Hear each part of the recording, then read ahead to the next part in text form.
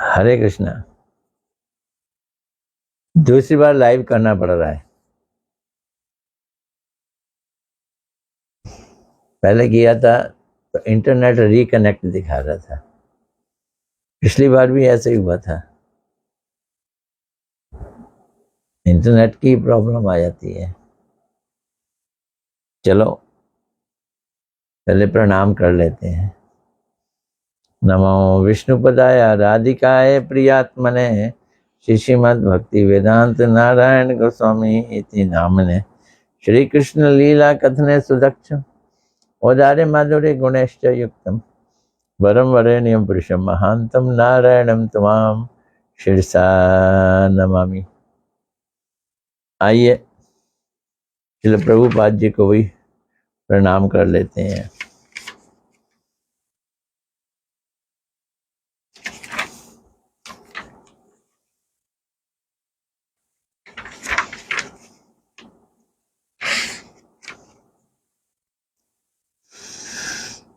नमो विष्णुपदाय कृष्ण पृष्ठाय भूतले श्रीमद् भक्ति सिद्धांत सरस्वती इति नामने श्री वार्षभानुवी देवी दयिताय कृपा बद्ध कृष्ण संबंध विज्ञान दायिने प्रभवे नमः।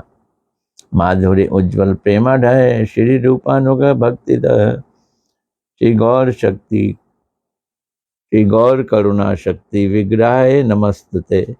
नमस्ते गौरवाणी श्री मूर्ते दीन तारणे रूपानुगा विरुद्ध अप सिद्धांत ध्वांत हारणे।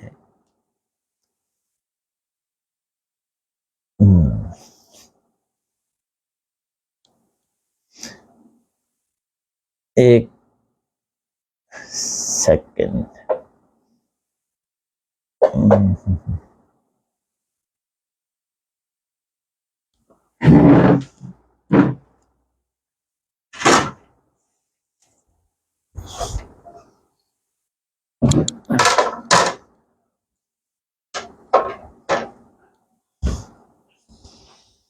ये ग्रंथ रखने वाला एक है, इसको मैं इस्तेमाल करके देख रहा हूं।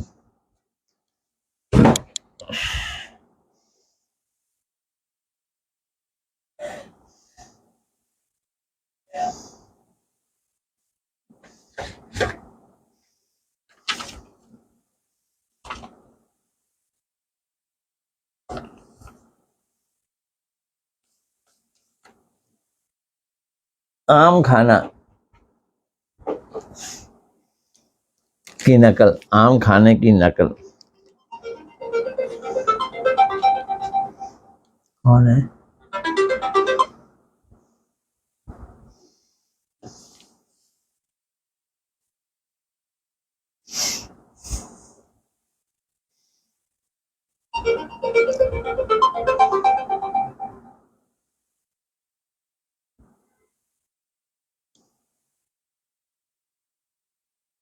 आवाज आ रही है ना? लगा तो लिया है, आनी तो चाहिए।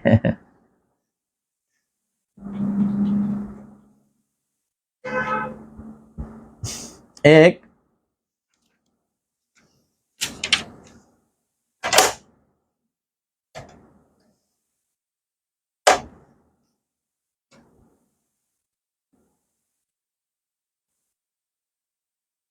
व्यवसाय संबंधित कंपनी के बड़े साहब की बहुत लंबी दाढ़ी थी। कटहल खाया था, उसकी भी दाढ़ी थी लंबी। अब इनकी भी दाढ़ी है, बिजनेसमैन है, और दाढ़ी दोनों की लंबी थी।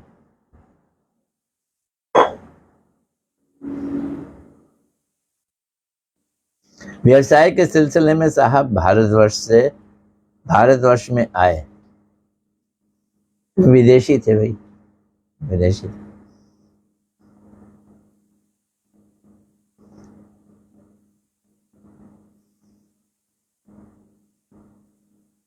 और खूब रोए वाले देसी आम को खाया। जब वे छुट्टी लेकर विलायत लौटकर गए तो उनकी पत्नी, बेटे पोतों और रिश्तेदारों के सामने उस देसी आम का बहुत प्रशंसा की और कहने लगे, दुनिया में आम की तरह का अच्छा फल कोई दूसरा है ही नहीं। यहाँ खाया, भारतवर्ष आम खाया। गर्म देशों में ये बहुत अधिक पैदा होता है। इस प्रकार के अपूर्व फल की प्रशंसा सुनकर और उसका आस्वादन करने के लिए साहब के पुत्र और पौत्र, सन एंड ग्रैंडसन, ललायत हो गए। छुट्टियों की समाप्ति पर साहब अपने परिवार को साथ लेकर भारतवर्ष लौट आए। एक दिन बातों के सिलसिले में देसी आम की प्रशंसा करने पर साहब के पोतों ने उसे खाने के लिए अपने दादा के पास जिद की, आम खाना है, आम खाना है। तब बहुत सोच विचार करके साहब ने अपने खान सामा को थोड़ी सी इमली और गुड़ अपनी दाढ़ी में अच्छी तरह से लगाने का आदेश दिया। आम खाना है, हाँ, इमली और गुड़ लगा दो। तब साहब ने उन छोटे छोटे पोतों को बुलाकर कहा, तुम लोगों में से कौन आम खाना चाहता है, ये मेरे पास आ जाए। उन बच्चों के पास आ जाने पर साहब ने उन सब को अपनी दाढ़ी चूसने के लिए कहा। उन्होंने बच्चों को समझा दिया कि देसी मीठा आम इसी तरह का खट्टा, मीठा और बालों वाला होता है। दाढ़ी के बाल, इमली और गुड़। छोटे छोटे बच्चों ने साहब की दाढ़ी से आम का स्वाद जान लिया और भारतवर्ष के मीठे आम के विषय में धारणा भी बना ली। अच्छा, ऐसा होता है आम। जो लोग इंद्रियों के द्वारा, अब ये उत्तर है इसका, समझना क्या है। जो लोग इंद्रियों के द्वारा जड़ जगत का अभिज्ञान संग्रह करके, इंद्रियों के द्वारा ये दुनिया, भगवान की दुनिया कैसी है, उसके माध्यम से अप्रकृत राज्य की बातें और अप्रकृत वस्तु, भगवान, उनके भक्त, वैष्णव, भगवान का धाम, उनका नाम, रूप, गुण, लीला, उनकी कथा की उपलब्धि करने का प्रयास करते हैं, उनका वह काम, उनकी वह अवस्था वास्तव में साहब के शिशु और पोतियों जैसी होती है, जो दाढ़ी को चूसते हैं और आम का आइडिया लेते हैं।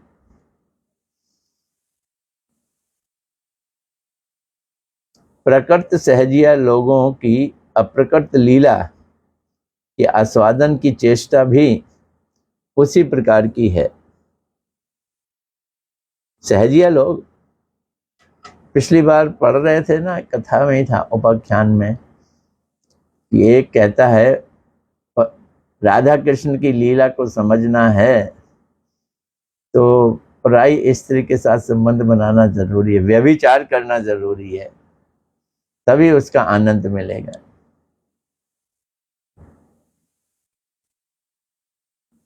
वैष्णव विरोधी लोग उन्हें कहते हैं। वैष्णव विरोधी लोग भी इसी भांति अप्रकट वैष्णवों का मूल्यांकन करने में भी ठगे जाते हैं। तो क्या बोला है, वैष्णव विरोधी लोग।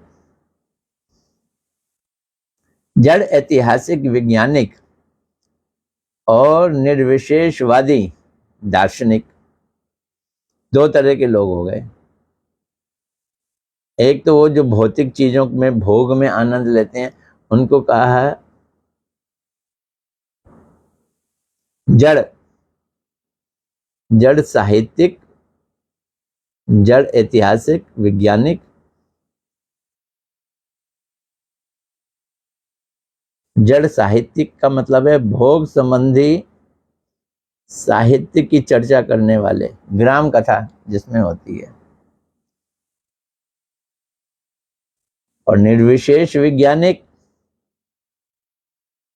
जो फिलॉसफी पढ़ाते हैं कि भगवान का रूप नहीं है।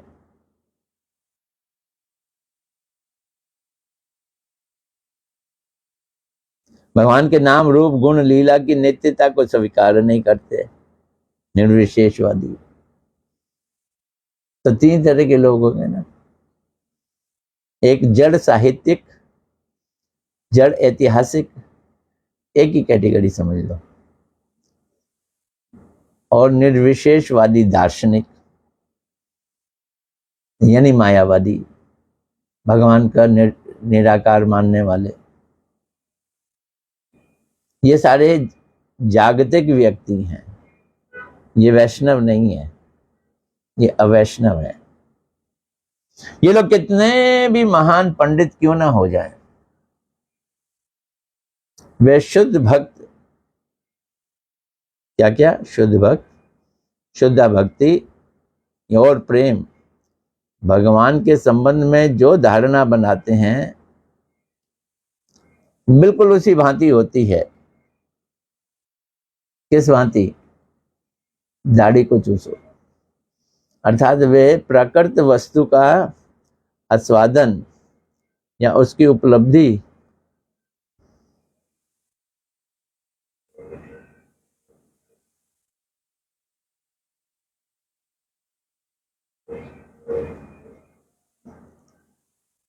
तो कर लेते हैं, पर अप्रकृत वस्तु का नहीं कर सकते। तो ये एक उदाहरण है आज का, छोटा सा है ना। एक और उदाहरण ले लेते हैं,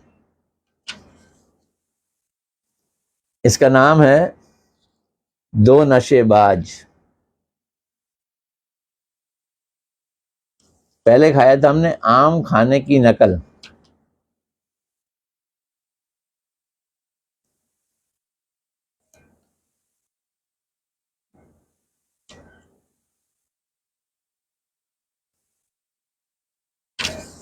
अब हम आ रहे हैं दो नशेबाज।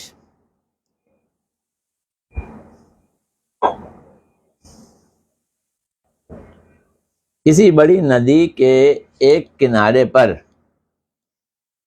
सुन लो उपाख्यान, दूसरा उपाख्यान। एक नाव पर बैठकर दो नशेबाज, नशे में धुत, नशा करने वाले, नशा करने के लिए चिलम जलाने की तैयारी करने लगे। अभी धुत नहीं है, नशा तैयारी कर रहे हैं, परंतु उनके पास ना तो आग थी और ना ही माचिस थी। बस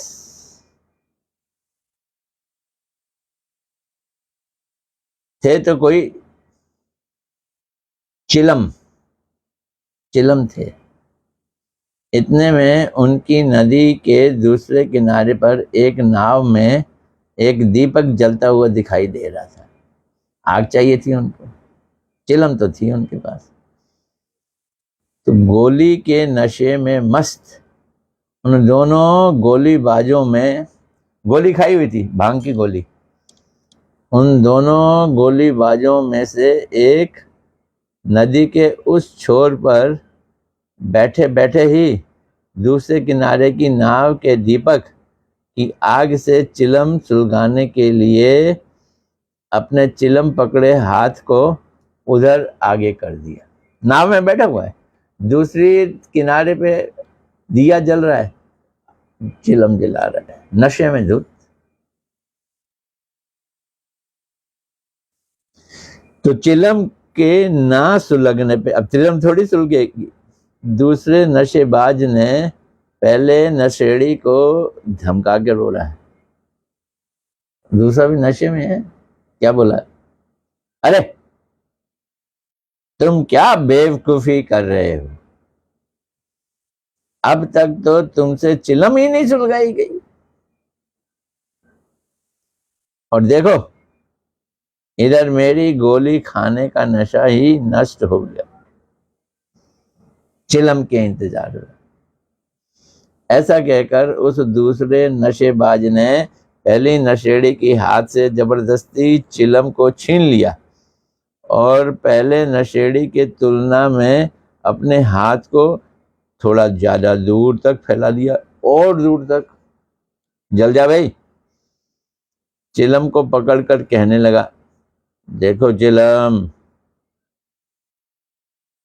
चिलम को इस तरह से जलाया जाता है। देखो दोस्त, चिलम ऐसे जलाई जाती है, दूर तक आग, कितना 6 इंच आगे और हो गया। अभी तुमको दिखा दूंगा कैसे जलाते हैं, देख लो अच्छी तरह से, चिलम सुलग जाएगी। तुम तो हवा में तैर कर ऐसे ही बड़े हो गए हो, यानी तुम्हें दुनिया का कोई तजुर्बा नहीं है। अब दुख की बात, क्या दुख की बात?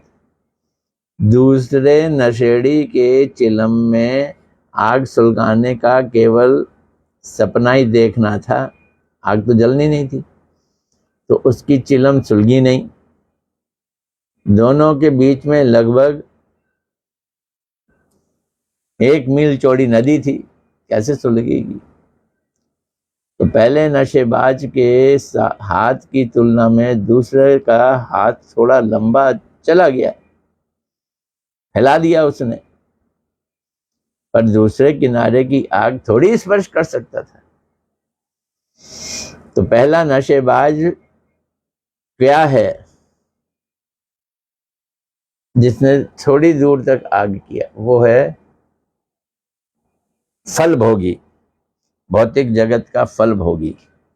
तो पहला नशेबाज है फल भोगी, या इसको कर्मी भी कह सकते हैं। कर्म कर रहे हैं और उसको भोग रहे हैं, फल भोगी। और दूसरा नशेबाज है जिसका हाथ दूर तक जा रहा है, वो भी नशेबाज ही है। दोनों ही चिलम नहीं सुलगा पा रहे। वो है फल त्यागी, ज्ञानी, निर्विशेष ज्ञानी। वे दोनों जहां पे बैठे हुए हैं नाव में, वे विचित्र जड़ जगत है। जहां पर आग जल रही है वे भगवान का धाम है, पर व्योम है। जड़ जगत से पर व्योम नहीं छुआ जा सकता, नहीं छुआ जा सकता। इन दोनों जड़ जगत और पर व्योम के बीच में बहुत फासला है। विरजा नदी भी है और पूरा ब्रह्मांड भी है। ये रुकावट है। नशा क्या है? नशा ये है,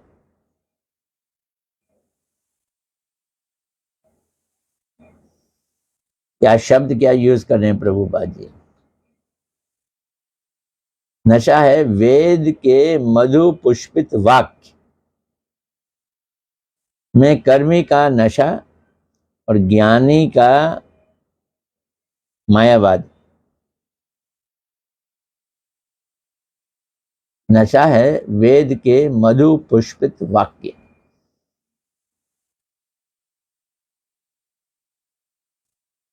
और विरजा का जो कर्मी का है, और ज्ञानी का मायावाद, असुर वंचनामय। और अग्नि क्या है? अग्नि है कर्मी के पक्ष में यज्ञ, यज्ञ की अग्नि, और ज्ञानी के पक्ष में ब्रह्मलोक की कल्पना वाली ज्योति, और भक्त के पक्ष में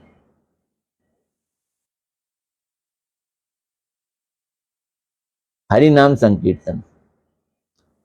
तो अब इसका उन्होंने मधु पुष्पित वाक्य वेद के क्या हैं?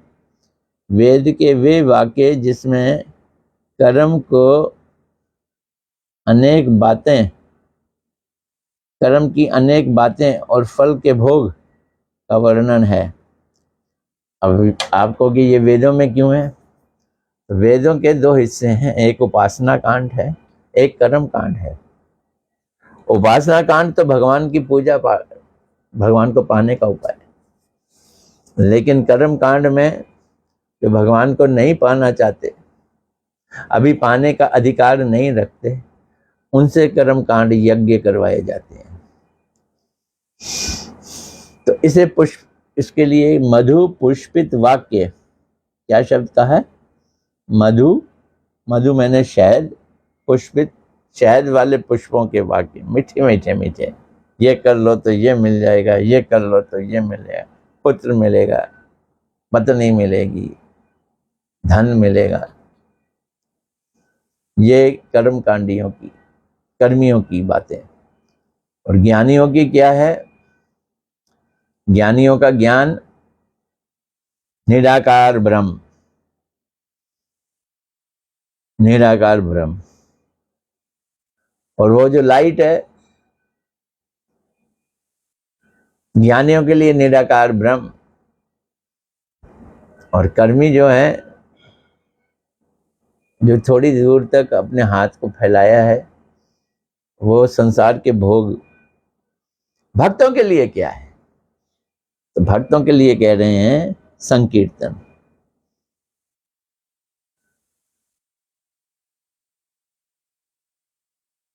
सप्त जीवा कृष्ण संकीर्तन में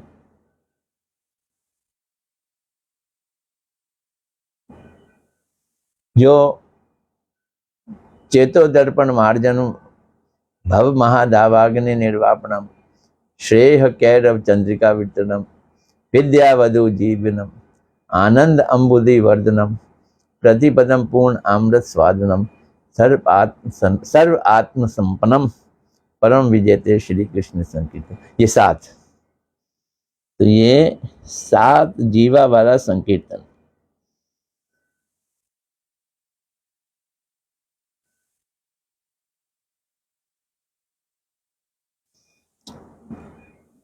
कर्मी अथवा ज्ञानी दोनों ही मायामय जगत के विश्लेषण को आधार बनाकर माया अतीत तत्व वस्तु,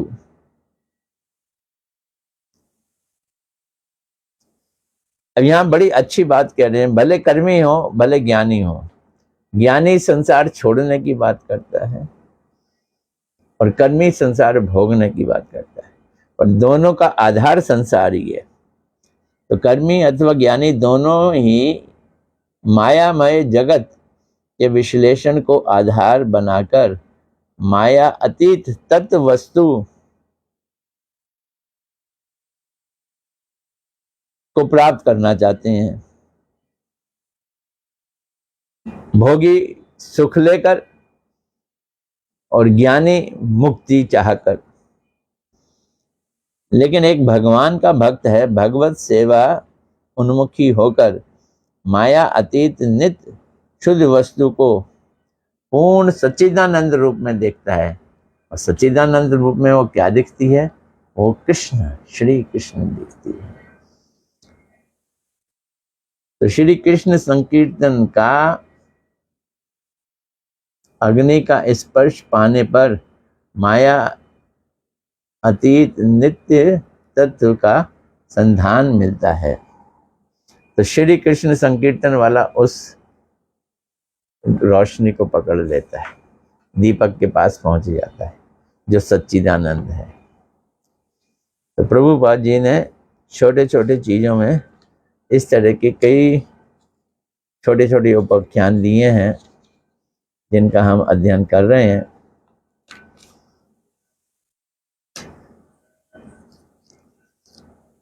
अब हम मंगलवार को मिलेंगे। अगला है लकड़हारे की बुद्धि, उसको लेंगे। आज यहीं पे ख़त्म करते हैं। हरे कृष्णा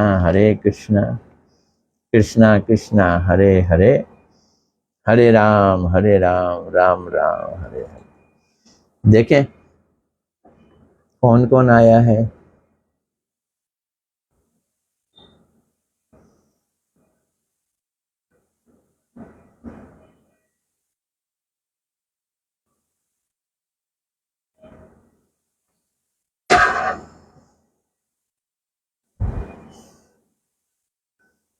मालिनी दासी जी फर्स्ट आ गई। हरे कृष्णा धन्यवाद।